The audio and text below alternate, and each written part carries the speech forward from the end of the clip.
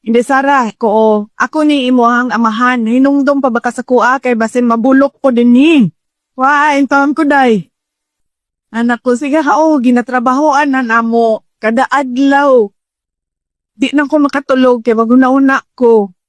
Unsaon ko ni kidnap dito sa Hague. Unya, nangotanak ko sa iya ha. Doon na ba kay mga gibati? 80 anyos na ba yain taon to siya? Uy, sakit na yan tuhod, sakit na yan likod, mga anak, mga gibati sa mga senior citizen. Anak ko, kantong sakit sa imo uno, kanang imuhang bikong sa tiil, ko ireklamo na sa doktor na baka gibati. So, mo ko gibati, pero sakit ang ako ang dughay. Nagsakit ang ako ang kasing-kasing.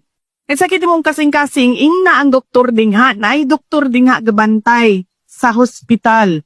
Ingna siya nga nagsakit imuhang dughan. Nga na siya nagsakit akong dughan kay namawala ako ang mga girlfriend.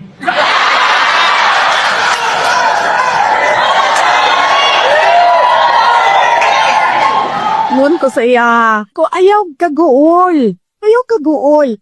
Suntian ta ka, na ay duha ka girlfriend mo dingha nasa gawas sa kulong nga gahulat nga makagawas ka.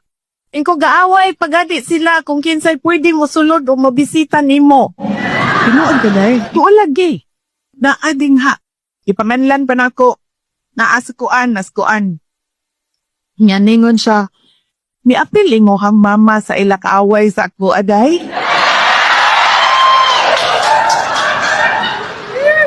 Ako ko saya. Ingon akong mama, tiguan na daw ka o chitaan niya sa daw ka. Di nga daw siya nimo.